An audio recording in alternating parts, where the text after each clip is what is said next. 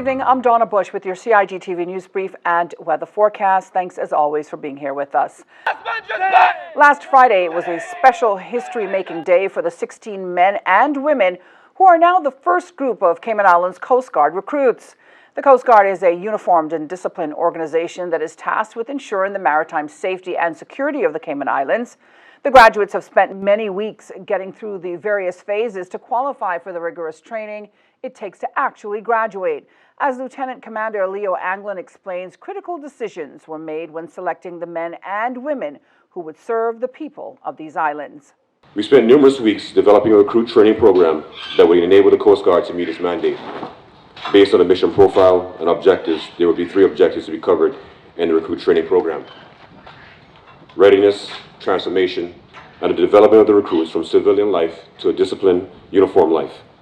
The first group of Coast Guard recruits have already been hard at work protecting our borders, something both the Premier and Governor of the Cayman Islands say they're proud of.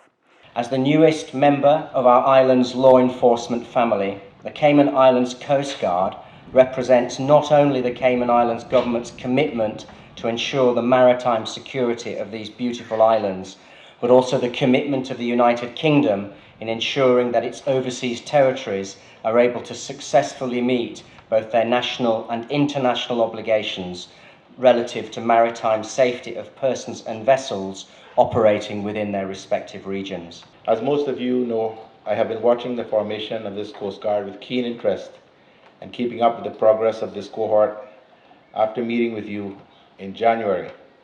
To say that I am proud of each and every one of you is an understatement.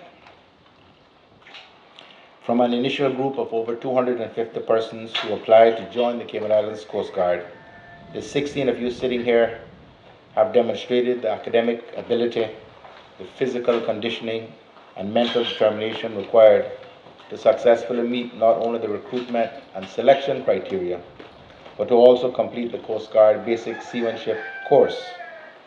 Throughout the full graduation program, witnessed by family and friends, many special awards were given, including the Mark Luke Memorial Award for tenacity and resilience throughout the basic seaman training and Best All-Around Graduate. We invite you to join us right here tomorrow for News Brief on Tuesday, when we'll tell you more about those special awards. Well, the Ministry of Commerce, Planning and Infrastructure is encouraging all members of the public to participate in the upcoming Car-Free Week, which takes place from next Monday, the 22nd of March, to Friday, the 26th. The aim is to promote alternative transportation to aid in the reduction of traffic and emissions.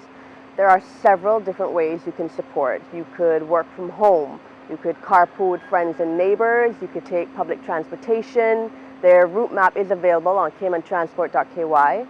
You could also walk or cycle, and we have asked police to assist us during the week with extra support. We will also be providing a free park and ride options from various locations in Bodentown, Spots, Prospect, and West Bay.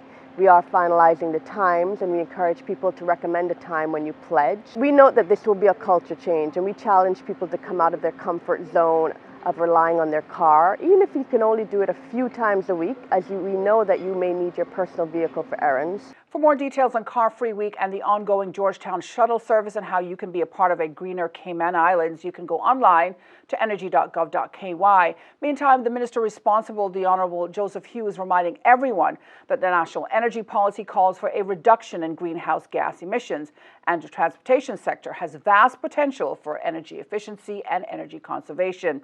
He adds that each individual has to consider how they can support this process. Turning now to our forecast today, the high temperature reached 85 degrees, the low 73. The forecast calls for partly cloudy skies with a 40% chance of showers today and mostly fair weather conditions tonight. Winds are easterly 10 to 15 knots, seas are slight to moderate with wave heights of 2 to 4 feet. Now, the synopsis calls for moderate easterly winds and seas which are expected for the next 24 hours as a high-pressure system over the western Atlantic Ocean weakens. Radar images show isolated showers over the Cayman Islands area that's moving towards the west. Remember, the Weather Services app, CINWS, can be downloaded, or you can go to their website, weather.gov.ky, for the very latest on local weather forecasts. And that ends today's news brief here on CIG Television. I'm Donna Bush, as always, thanking you for joining us and inviting you back here again tomorrow. Until then, bye-bye for now.